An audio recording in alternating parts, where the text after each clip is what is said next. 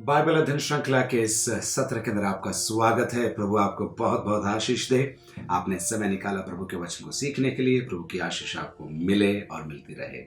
प्रार्थना करें। परमपिता परमेश्वर, हम आपका धन्यवाद देते हैं आपको मौजूद जानकर, आपके चरणों पर आकर आपके वचन को सीखने के लिए हम आपसे निवेदन करते हैं, हमसे बात करिए और हमारे जीवन को आशीषित करिए और धन्य बनाइए।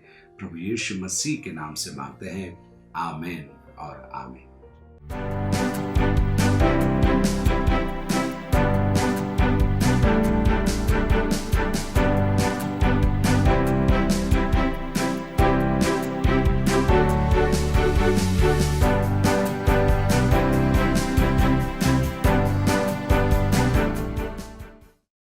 रोमियो की लिखी हुई पत्री के अंदर अपन चल रहे हैं।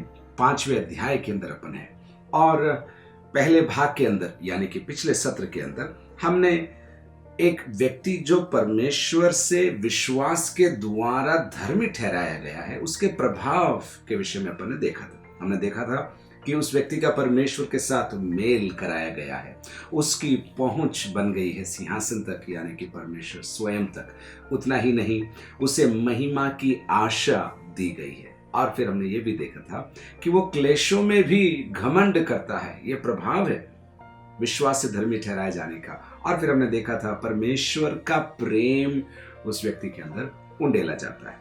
अब हम 12 आयत से आगे आज देखने जा रहे हैं। यहाँ पर पौलुस आदम के द्वारा शुरू हुए पाप और प्रभु यीशु मसीह के द्वारा शुरू हुए अनुग्रह के बारे में हमें समझाएगा और हमें सिखाएगा कि जिस प्रकार एक व्यक्ति से पाप निकला और समस्त मानव जाति को प्रभावित किया, उसी प्रकार प्रभु यीशु मसीह के द्वारा निकलने वाले अनुग्रह के द्वारा समस्त मानव जाति को छुटकारे का प्रावधान है। उसके लिए मार्ग प्रशस्त है। चलिए देखते हैं 12वीं आयत में क्या लिखा है। इसलिए जैसा एक मनुष्य के द्वारा पाप जगत में आया, एक मनुष्य, ये पूरे अध्याय के अंदर यानी कि 12 आयत से लगाकर 21वीं आयत तक करीब 12-13 बार ये शब्द आएगा, एक एक एक। एक सवाल कई बार मैं भी इस बारे में सोचता हूं कि क्या संभव है कि एक व्यक्ति का पाप समस्त मानव जाति को करप्ट कर सकता है या इन्फ्लुएंस कर सकता है या प्रभावित कर सकता है? ये सोचने वाली बात है। और फिर ये भी सोचना जरूरी है हमारे विश्वास को दृढ़ करने के लिए कि कैसे प्रभु यीशु मसीह का बहाया गया रक्त समस्त मानव जाति को इन्फ्लुएंस ही नहीं अफेक्ट कर सकता है या फिर प्रभावित कर सकता है, नरक से स्वर्ग की ओर लेकर जा सकता है। तो एक शब्द बार बार आएगा, एक एक एक एक। चलिए अपन देखते हैं। इसलिए जैसा एक मनुष्य के द्वारा पाप जगत में आया, और इसके विश्लेषण की जरूरत नहीं, पौलुस के सुनने वाले, इस पत्री के पढ़ने वाले जानते हैं कि आदम के द्वारा पाप आया। अभी वो नाम नहीं लेगा पौलुस, आने वाली आयतों में ही बाद में वो बताएगा वो एक व्यक्ति कौन है। फिर भी हम जानते हैं। इसलिए जैसा एक मनुष्य के द्वारा पाप जगत में आया और पाप के द्वारा मृत्यु आई, और इस रीति से मृत्यु सब मनुष्यों में फैल गई क्योंकि सब ने पाप किया। देख रहे हैं आप, एक मनुष्य के द्वारा पाप जगत में आया, पाप के द्वारा मृत्यु फैल गई। और अब पौलुस कहता है इस रीति से मृत्यु सब मनुष्यों में फैल गई क्योंकि सब ने पाप किया है। सब ने पाप किया। ये आदम से शुरू होने वाले पाप के प्रभाव के बारे में पौलुस यहाँ पर लिख रहा है। फिर 13वीं आयत, व्यवस्था के दिए जाने तक पाप जगत में तो था, परंतु जहां व्यवस्था नहीं वहां पाप गिना नहीं जाता है। इसके बारे में हमने पहले अध्याय के अंदर भी हमने देखा था कि जहां व्यवस्था नहीं है वहां पर व्यवस्था के आधार पर लोगों को उचित या अनुचित ठहराया नहीं जा सकता।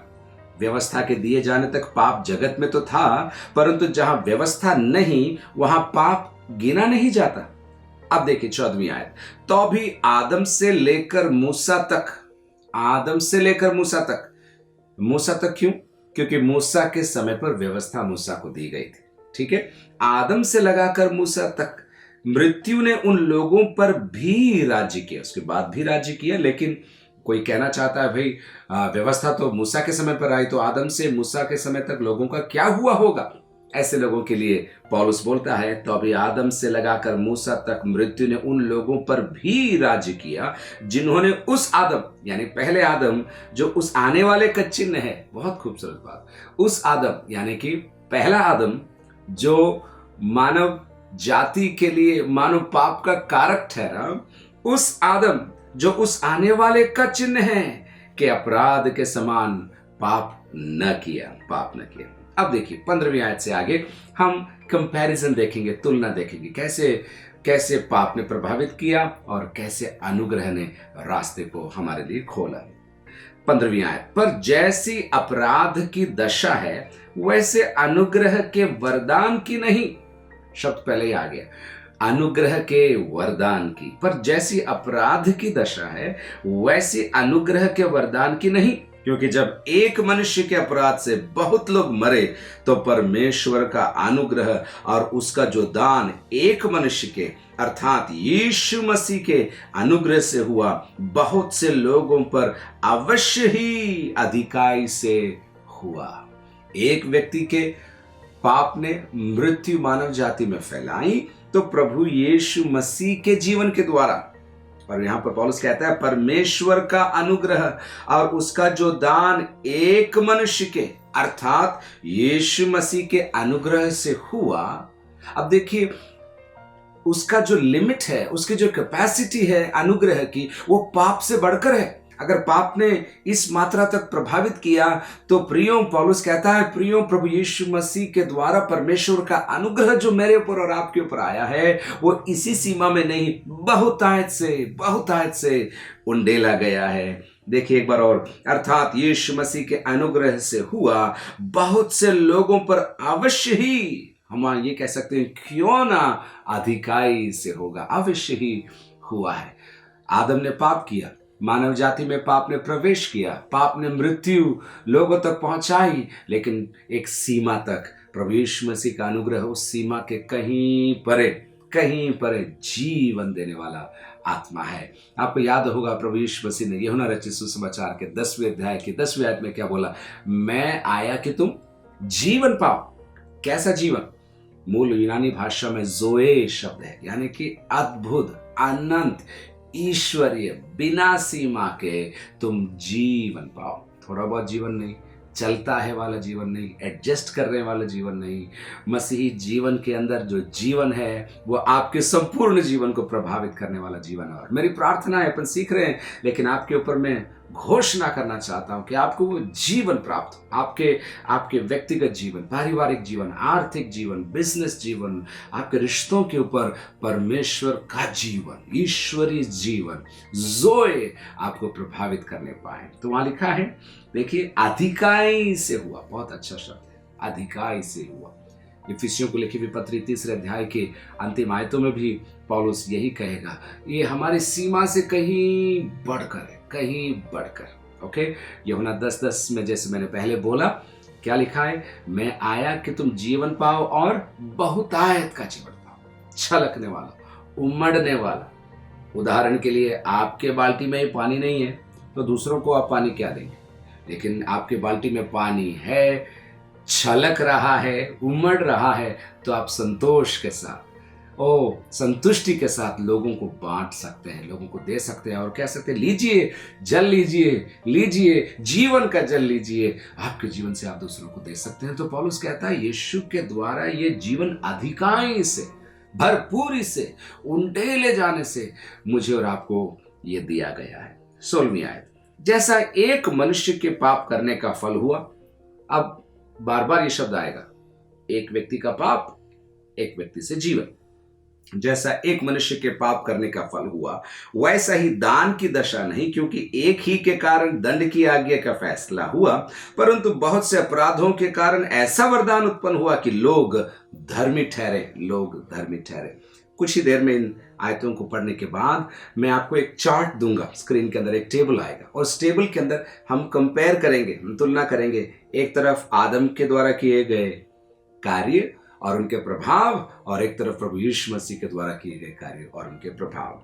चलिए देखते हैं। जैसा एक मनुष्य के पाप करने का फल हुआ, वैसा ही दान की दशा नहीं, क्योंकि एक ही के कारण दंड की आज्ञा का फैसला हुआ, परंतु बहुत से अपराधों के कारण ऐसा वरदान उत्पन्न हुआ कि लोग धर्मी ठहरे। 17वीं आयत, क्योंकि जब एक मनुष्य के अपराध के कारण मृत्यु ने उस एक ही के द्वारा, वापस आ रहा एक एक एक, क्योंकि जब एक मनुष्य के अपराध के कारण मृत्यु ने उस एक ही के द्वारा राज्य किया।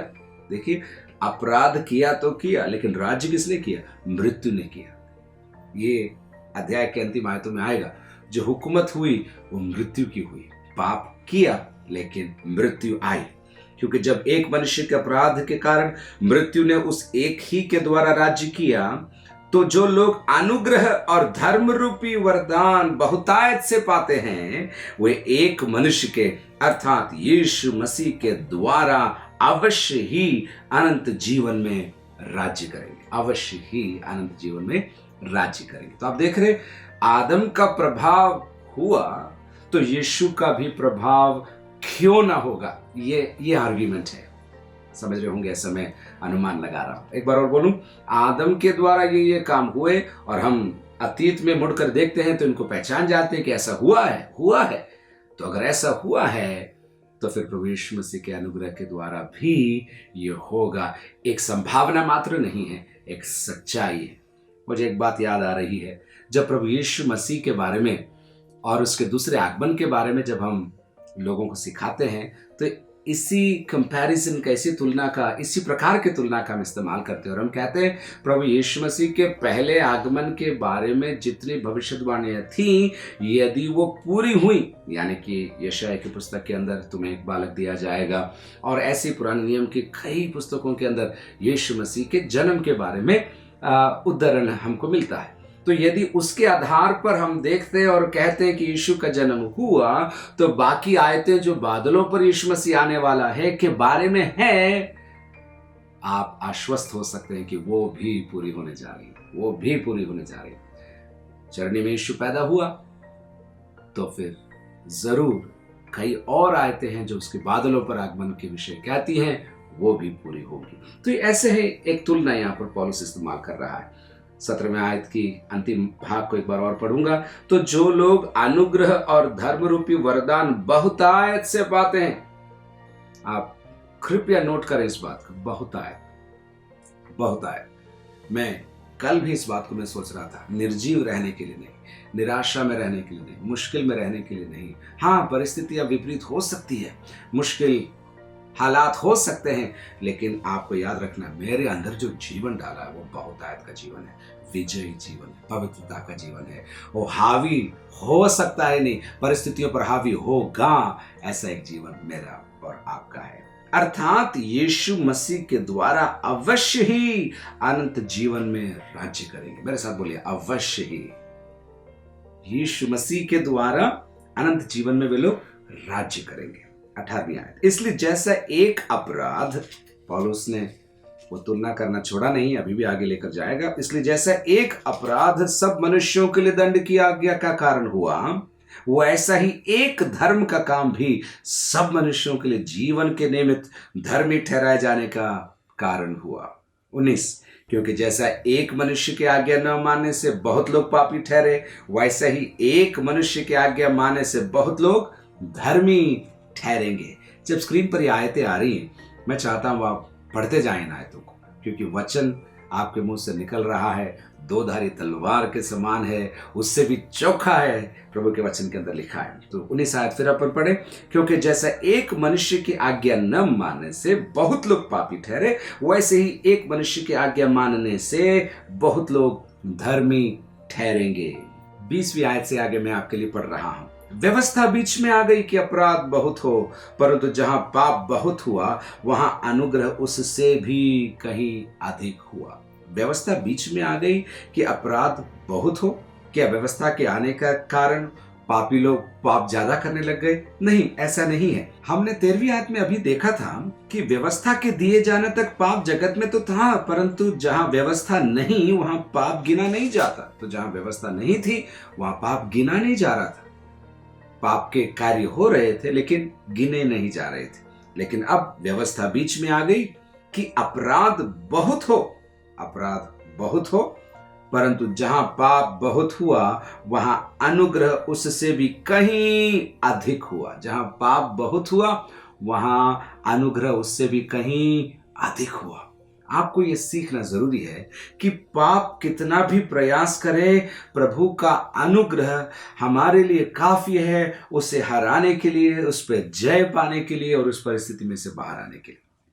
शैतान कई हथकंडों को अपनाता है लोगों को भरमाने के लिए, उन्हें मूर्ख बनाने के लिए और अपने वश में रखने के लिए। मैं हमेशा कहता हूं शैतान दो बार हंसता है, एक जब हम पाप करते हैं, दो जब हम पाप करने के बाद मुंह लटकाकर घूमते रहते हैं और कहते हैं मेरे से हो गया, मेरे विरुद्ध हो गया, उन्होंने किया, क्या बताऊं, अब मेरे से बाहर नहीं, इसमें से बाहर नहीं आ सकता। ऐसी शिकायतों को लेकर जब हम घूमते हैं वो ग्लानि के कारण है, अपराध बोध के कारण है। मैं प्रभु के सामने खड़े होने के लायक नहीं हूं।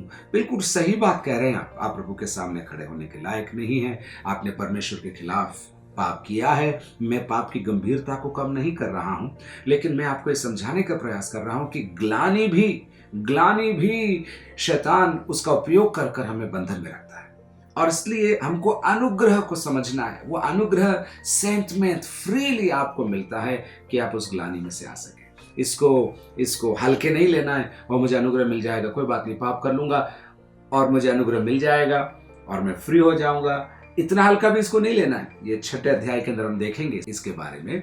लेकिन यहां देखिए पौलुस कहता है जहां पाप बहुत हुआ वहां अनुग्रह उससे भी, उसी मात्रा में नहीं, उससे भी कहीं अधिक हुआ, कि जैसा पाप ने मृत्यु फैलाते हुए राज्य किया, एक बार और बोलूं, जैसा पाप ने मृत्यु फैलाते हुए राज्य किया, वैसा ही हमारे प्रभु यीशु मसीह के द्वारा अनुग्रह भी अनंत जीवन के लिए धर्मी ठहराते हुए राज्य करे। पौलुस आदम से शुरू हुए पाप और उसके प्रभाव की तुलना प्रभु यीशु मसीह की कलवरी के क्रूस पर हुए बलिदान और उसके अनुग्रह के साथ उसकी तुलना करता है। तो आप स्क्रीन पर अभी देखेंगे और मैं आपको उसे समझाता हूं क्या इस अध्याय के अंदर है। तो पौलुस पाप और अनुग्रह की तुलना कर रहा है, आदम और यीशु मसीह की तुलना कर रहा है। और हमने देखा 15वीं आयत के अंदर एक मनुष्य के अपराध से बहुत से लोग मरे, लेकिन वहां उसके विपरीत एक मनुष्य के वरदान से बहुत लोगों ने अधिकाई से अनुग्रह पाया। ठीक है, एक मनुष्य के पाप करने का फल क्या था? 16वीं आयत में लिखा है लोग पापी गिने गए। इसके विपरीत कईयों के पाप के कारण एक ऐसा वरदान हमें दिया गया जिसके द्वारा हम धर्मी ठहराए जाते हैं। तीसरी बात, एक मनुष्य के अपराध के कारण मृत्यु ने राज किया, ये 17वीं आयत में लिखा है। ठीक उसके विपरीत इस वरदान के द्वारा अनंत जीवन के अंदर हम राज्य करेंगे, अनंत जीवन में राज्य करेंगे। 18वीं आयत में अगली बात, एक से सभी के लिए दंड की आज्ञा हुई, एक से सभी के लिए दंड की आज्ञा हुई। इसके विपरीत एक से सभी जीवन के निमित्त धर्मी ठहराए गए। दंड की आज्ञा इधर, जीवन के निमित्त धर्मी लोग ठहराए गए। 19 आयत में एक की आज्ञा न मानने से बहुत लोग पापी ठहरे। इसके विपरीत यीशु मसीह के द्वारा एक की आज्ञा मानने से बहुत लोग धर्मी ठहरेंगे। छठी बात, व्यवस्था आई और अपराध बहुत हुआ, लेकिन इसके विपरीत 20वीं आयत में अभी हमने देखा अनुग्रह उससे भी कहीं अधिक हुआ। और 21वीं आयत में हमने देखा अभी पाप ने मृत्यु फैलाते हुए, आदम की वजह से पाप ने मृत्यु फैलाते हुए राज्य किया, लेकिन इसके विपरीत प्रभु यीशु मसीह के अनुग्रह के द्वारा धर्मी ठहराते हुए हम राज्य करेंगे। प्रभु आपको बहुत बहुत आशीष दे। सारांश इस अध्याय का, इस भाग का क्या है? पाप आप पर हावी नहीं हो सकता। इतना बड़ा कोई भी पाप नहीं है जिसे प्रभु यीशु मसीह का अनुग्रह क्षमा न कर सके। पाप में बने नहीं रहना है, लेकिन पाप से बाहर आने के लिए अनुग्रह का इस्तेमाल करना है और आजादी के अंदर जीवन जीना है। प्रभु आपको बहुत बहुत आशीष दे। पाप से, संसारिकता से, शैतान की हरकतों से आप बचे रहें, वचन में बने रहें। प्रभु आपको बहुत आशीष दे।